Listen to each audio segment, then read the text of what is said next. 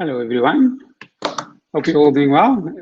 I just checked on LinkedIn and it looks like we are live. So welcome to I think it's my fourth LinkedIn live session. Today we're talking about investing in REITs, real estate investment trusts, as a young professional. Hopefully you all enjoy the session. And just as an update, I'll be taking questions towards the end. So please do chat to me then. I want to go through the topic a little bit in depth before we get there. Just to give you, or maybe before that, if you are watching the live, please drop a 1 in the comments, and if you're watching the recording, please drop a 2 in the comments, and maybe just comment so that I know there are some people watching and I'm not talking to myself. That would be great. So, thanks everyone. Jumping into the background for the topic. So, the reason that I decided to talk about this is because I hosted a live session 2 weeks ago about property investing, and then there were some questions specifically about real estate investment trusts. And so I thought, okay, that's not something you can cover in 5 minutes. I thought, let me have a session all on its own just to discuss REITs. Some background I worked as a financial manager of a REIT for quite a few years, and I got the opportunity to attend the monthly EXCO meetings, the investment committee meetings, the audit committee, and risk and compliance committee meetings. So I got a chance to get my teeth sunk into the industry. It's an industry that I quite enjoyed when I was there. And again, just to cover myself, this session is not financial advice. I'm purely sharing my experience with you so that you can maybe take some of my learnings, and you don't have to learn while you're doing it. You can learn it before you invest and be more knowledgeable before you invest. So again, I'm not saying invest in REITs. All I'm saying is I'm providing an alternative. I'm giving you an option if you didn't know about it before. Also, another thing just to mention is in my personal capacity, I'm a long-term investor. So I don't trade daily or weekly. I've held my real estate investment trust, my REIT shares, for about 7 years now. Day trading and week trading is not for me. It's too stressful for me, number one, and I like my A. I'm pretty sure I'll lose all my A if I try to trade. If I try to trade daily. If we can talk a little bit first about the similarities and differences between REITs and normal property investing in say an apartment or a house. So from a similarities point of view, you both invested in property, so the underlying asset is property. So I mean that's very similar. You are paid in net rentals. So if you invested in an investment property, you get the rentals first, and you'd pay out the costs. Whereas in a REIT, you get the net after they paid off the cost, but you're getting paid in rentals. The main source is rentals. The profits are sort of comparable.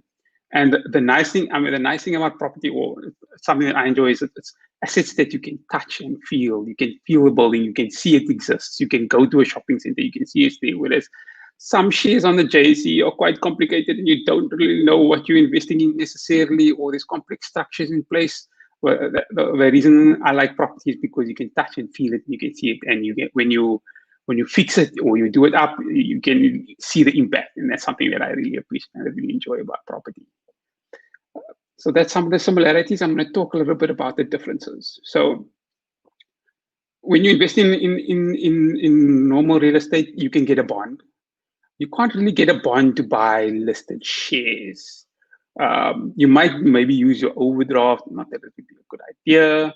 I've had instances where I've spoken to my bank and they were willing to say, lend me 30% of the value of my shares, but it's not the same like I want to invest in this property. Can you bond this property?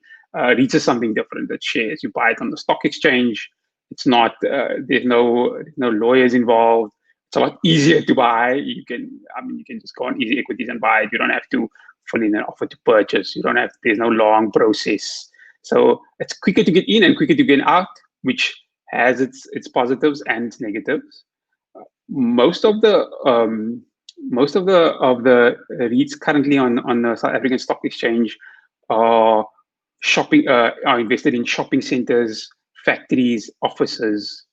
There are some that are invested in residential, but most of them are those like shopping centers, factories, and offices and industrial buildings. So it's not. I mean, we as young professionals, we can't afford to go out and buy a shopping center or even buy an industrial building. So the type of property is different, and that leads you to the customer, because your tenant is your customer. Your customer is different. So, for example, if you were investing in an investment property in a flat, the customer need is to have a roof over their head. That's the end. Whereas if you're investing in a REIT or in a shopping center or a factory, the tenant is paying you money to be in that place to sell other things. So it's a means to an end as opposed to an end in itself. So your type of customer is totally different. And the other difference is that the payment timing is also very different. So, for example, if you rent a property, you get rental every month, hopefully on the first of every month, and that's great. You get 12 rental payments every year. REITs, they generally pay every 6 months. Generally, now I say that there have been ones, they're no longer on the stock exchange. There was one that paid quarterly. If you invest in the US, there's also ones that pay quarterly. But from a South African point of view, generally they pay twice per year, and they are required by law to pay out all of their net rentals, or up to I think it's 65 or 85% already, so that they don't have to pay tax on it. But just think of it as getting 2 rent checks every year. You can also play around, because remember, each company has a different financial year end, so each company has different payout dates. So you can actually structure, if you want to play around, you can actually structure your different shares to actually get paid out almost every second month, if you wanted to. If you go to the different, if you invest, it might not be the same amount every month, but you could almost structure so to get some money every second month coming in from it. So that's a nice alternative if you need monthly income as opposed to, or bi-monthly income as opposed to annual income. Something to also remember is that when you pay the dividends that you get from a REIT is pre-tax. So if you invest in any other shares, whether it's Pick and Pay or Bidvest or any of these big shares, or Naspers on the big, when they pay you dividends, it's after they've already taken dividends tax off there and they're paying you the rest. So there's no tax consequences for you as a South African. But if you get dividends from a REIT or net rental income, that is fully taxable in your name, and you need to declare that on your tax. If you don't, SARS can come after you. That's generally why your dividends are also larger from compared to other shares, because there's no tax that comes off there. Another difference between rental property and REITs is that, so the rent comes on the first of the month, and you get paid on the first of the month. The net dividend that you get from a REIT is anywhere between 3 to 9 months after the actual rent has been received by the company. So I'll give you an example, if it sounds complicated. Let's say, and if they pay out every 6 months, and the year end is say December, so they'll pay out in they report results in June and they report results in December.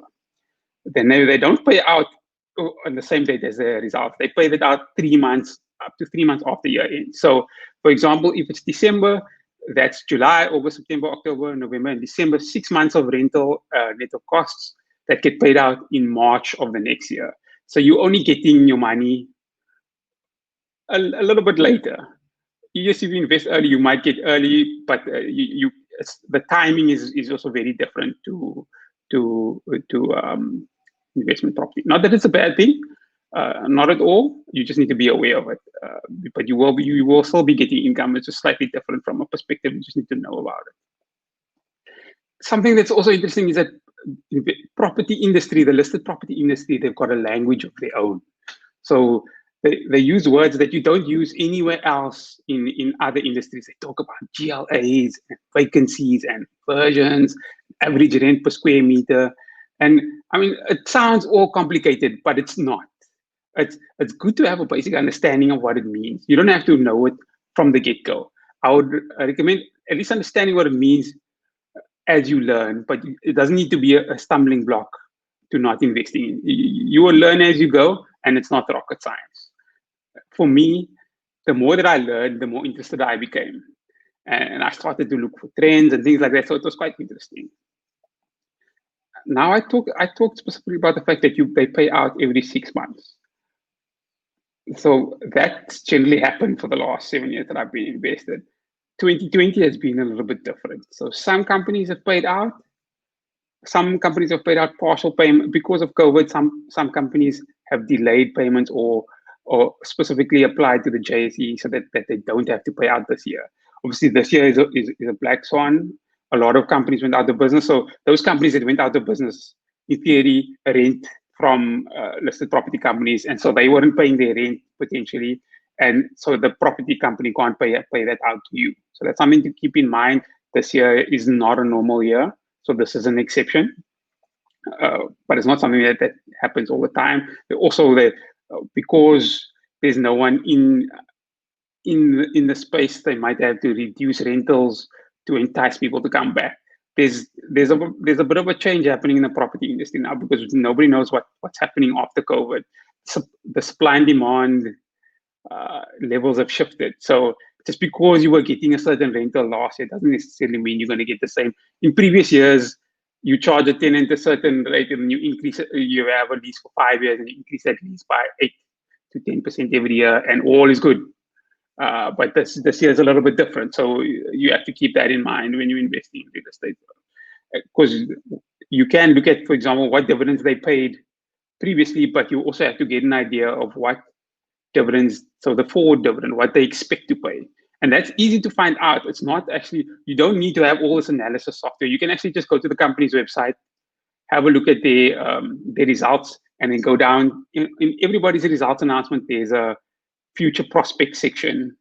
And they've also got the results presentation. So download the results announcement and the presentation, and it will give you a high level information of what they expect their dividend to be for the next 6 months, the next year. It gives you a lot of information if you want to go and dig.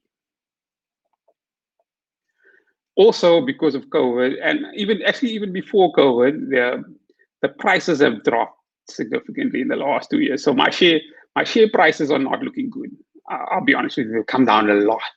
Luckily, other than this year, I've been receiving dividends every year. So that makes me feel a little bit better. But I don't know if that means this is a good time to buy. I can't necessarily say, because like I said, the market supply and demand dynamics have changed, but the prices have come down significantly.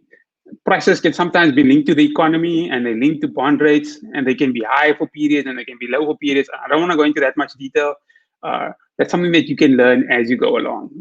There's a lot to learn, but my aim is just for you to learn a little bit more about the industry, and then as you learn more, you can say, am I more comfortable to invest in this industry or not? If not, great, but at least you know about the industry, and at least you can talk about it and you can discuss with someone and learn further. Maybe it means next year or the year after, or when things change that you want to invest, at least you know about the industry. That's more my aim.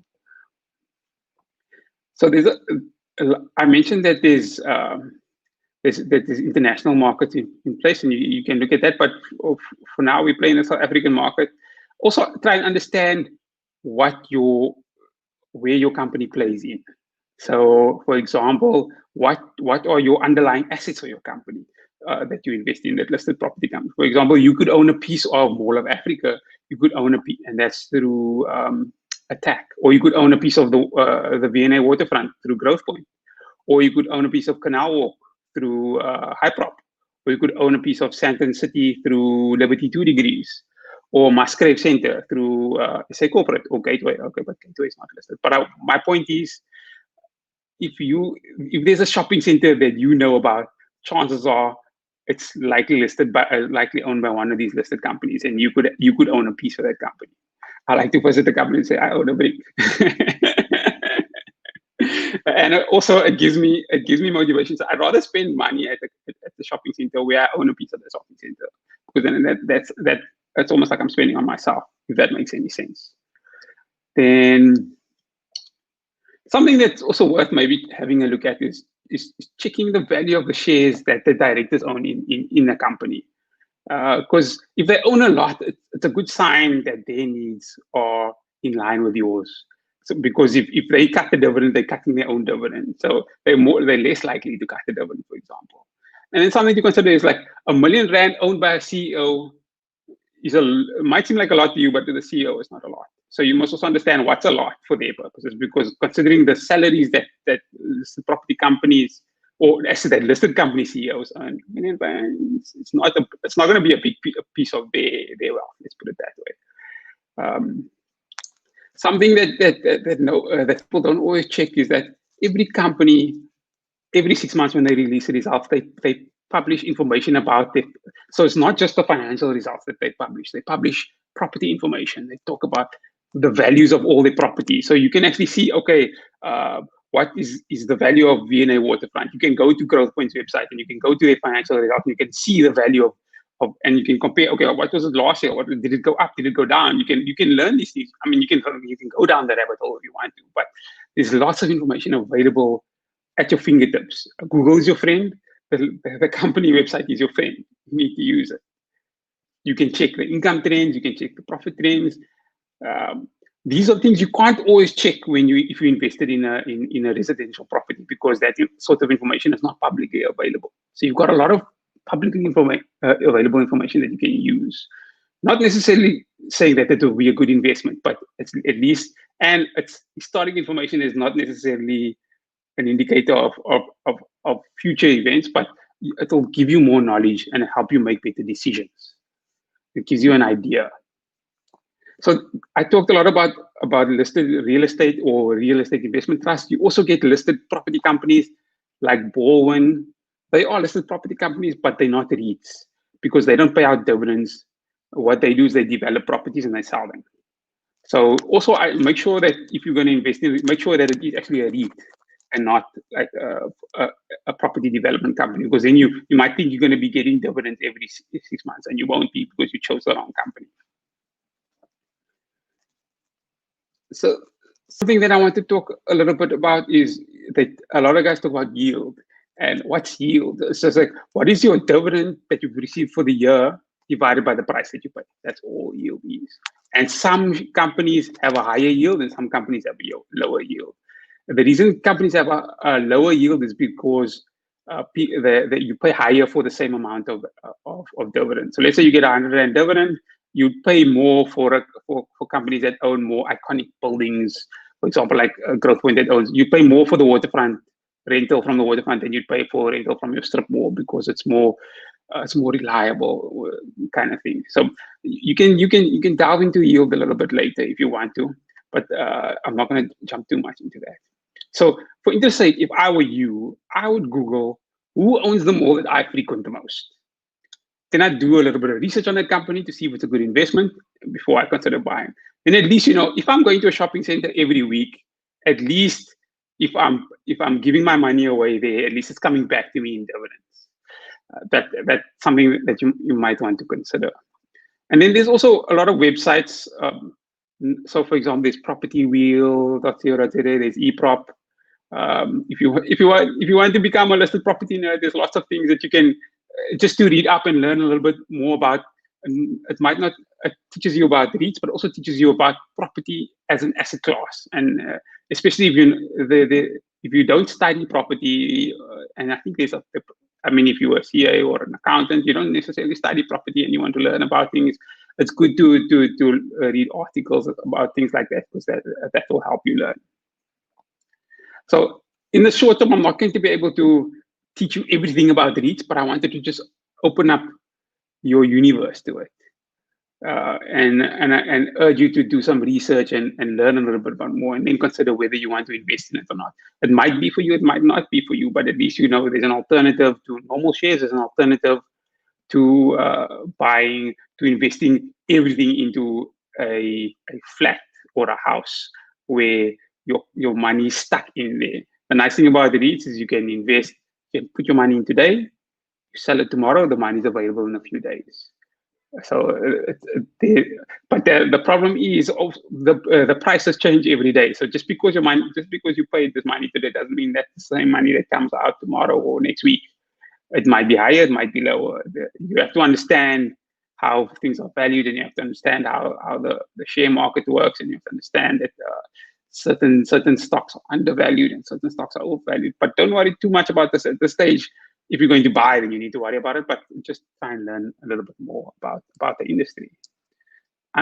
If there are any, please put your questions in the comments and I'll try and respond to them. I don't see any questions currently, so I'll give it a minute or two and just check if there's anything that I didn't, because I did talk a little bit about yield. So property people also do that. They they call it the back of the envelope valuation. They say, okay, what is the expected net rental that we're going to get from this property, and what's the price that people want me to pay, and then they work out the yield quickly, and they do quick valuation calculations. Whereas for shares, there's these big DCF valuations that you still have to do those valuations, but at least you have an idea of what value is. And that's a nice thing about properties. It's easier, it's quicker to get to like a guideline, almost like a guideline of value. I see that there's no questions in the comments, so either I'm not sure if that's a good sign or a bad sign, but I'm going to assume that you are happy and you don't have any questions.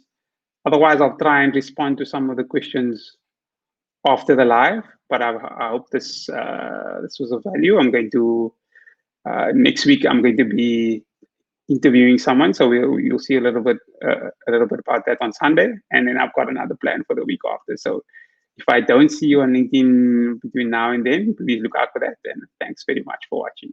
Also, Tooways also doing his own LinkedIn live, so please have a look at that if you're a business owner, and that will be something also very interesting. So have a look there.